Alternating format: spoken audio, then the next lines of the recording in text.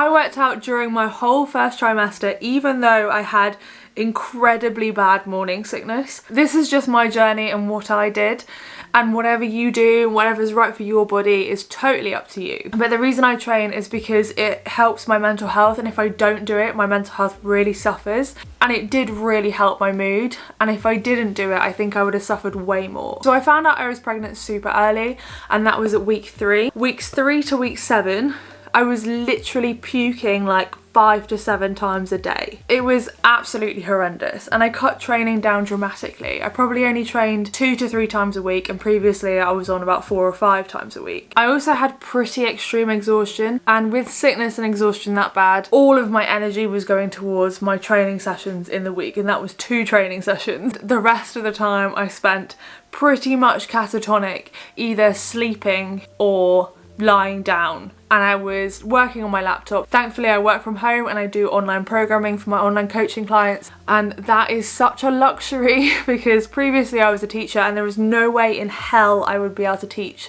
in the state that I was in during my first trimester. During my training sessions during these weeks, I felt really weak, really wobbly, a bit faint, and I had to start bringing like Lucozade or basically like a sugary solution in my water, because between rounds I would feel like I was gonna pass out. Literally within the first week I felt the hormones wreak absolute havoc on my body, and I felt like I couldn't snatch anymore, because it felt like when I was throwing the weight back, my elbows just felt so weak. It felt like they were gonna rip off the bone. It was awful. So I made the decision to cut out snatching altogether, and that was only at week 3, so I was already making modifications. Now previously I've had diastasis recti before, which is where your abdominal muscles separate, and that was because I carried more of my weight on my front. This was back before CrossFit, because I was heavier than I am now before CrossFit, and I lost a lot of weight during the start of CrossFit, and it took me maybe 4 years to correct that diastasis recti and get my abs to come back together. Core movements have always been weak for me because of that, and I didn't know that's what was going on until I saw the doctor about it, and they could basically feel my organs poking out between my abs. So I knew early on in my pregnancy I was gonna have to make modifications, and that was totally okay. One of the owners of the gym that I go to also has a pregnancy and postpartum certificate, so she knows basically what to do, and she's been pregnant twice too, so she advised me a little bit, and she said to potentially cut out jumping quite early. And honestly, jumping for me did not feel good.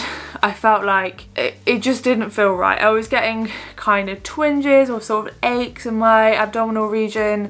I just didn't feel right. I can't explain it. It just didn't feel good. I was like, yeah. And she basically said, like, because to protect your pelvic floor, it's advised not to jump. It's advised by some people. There's nothing that's completely dangerous during pregnancy other than things that might have a high risk of falling or cause like blunt force trauma to your bump. And everybody's body is so different, but for me, jumping didn't feel good anyway, so I was happy to knock that one on the head, and I could easily modify for step-ups, which is what I ended up doing. I cut out any core movements apart from stuff like farmer's carry and a little bit of planking. So like static core movements stayed in there, but anything like toes to bar, sit-ups, any of that went within the first couple of weeks. I swapped toes to bar for like a lat pullover, which, because obviously toes to bar isn't just a core movement, it's also a lat movement, so at least I was doing that part. And then I'd also add in some farmer carry so that I could work my core in a way that was safe for me at the same time. I continued to lift quite heavy during my first trimester,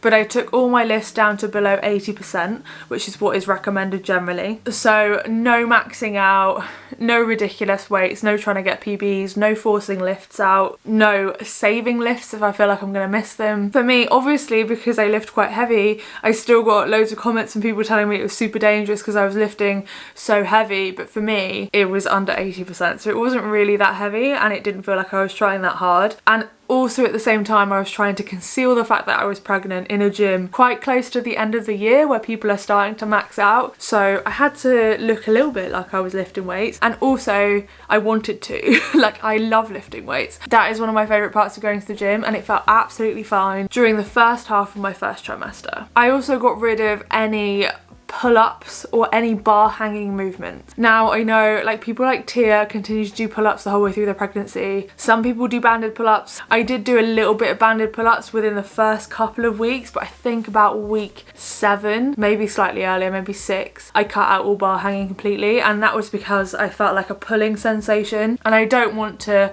damage my body any more than it needs to be. I just started doing ring rows instead, and that was really no trouble. In workouts, I made sure I was at a 7 to 8 out of 10, like on the RPE scale. So I'm not going like max out. I'm not maxing out my heart rate. I'm not dying on the floor after a workout. I'm just staying under that RPE 8. And that's also making sure I don't overheat and making sure my heart rate doesn't go too high. Overheating is a big risk in the first trimester. My body temperature, especially during pregnancy, has been super high.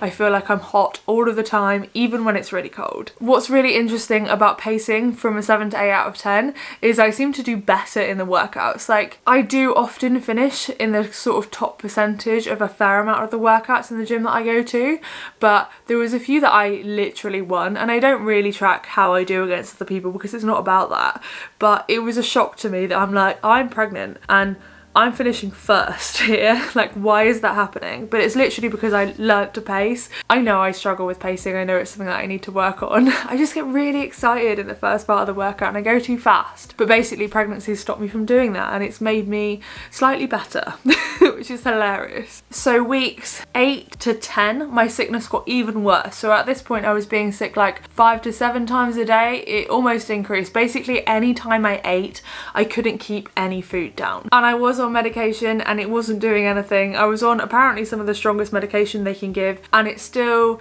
didn't touch it. And yes, I was drinking ginger tea, peppermint tea, trying all of the ginger biscuits, everything that I could possibly think of, everything that everybody tells you to try, I was trying. None of it worked. Now at week 11 I cut out any heavy Olympic weightlifting. So at the start of the class, when there was an Olympic weightlifting portion, I moved on to squats, deadlifts, strict press, push press to an extent, nothing like split jerks, snatches or cleans. Oh, in my first trimester as well, I was power cleaning. I wasn't squat cleaning because that made me feel like there was a load of abdominal pressure going on. My hips felt super weird because of the hormones, the relaxing, like making all my ligaments super bendy. It just didn't feel good, so I stopped doing that. Slow movements going to the bottom of the squat, absolutely fine. I had a little bit of like, I think it was like a blood pressure issue when I started to go really faint if I did anything like tempo movements or any high rep stuff. So I had to reduce the reps and cut out all tempo, which honestly I was happy with because I don't like doing loads of reps anyway.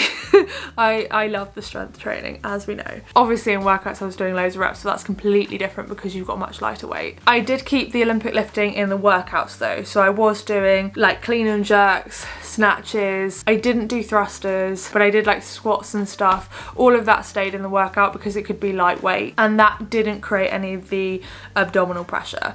Everything like wall balls stayed in, all of the dumbbell movements stayed in absolutely fine, apart from stuff like thrusters. Anything that was like hitting the bottom super fast, I didn't do that. But again, wall balls okay. So like anything that was heavy and kind of bottoming out that squat, I kind of cut out. With the machines, I think for the first 8 weeks I kept everything in. The ski erg did jack up my heart rate a few times and made me feel like I was gonna pass out, and then I started to get some like abdominal pressure, tension, just stuff that felt really uncomfortable around I think week 8.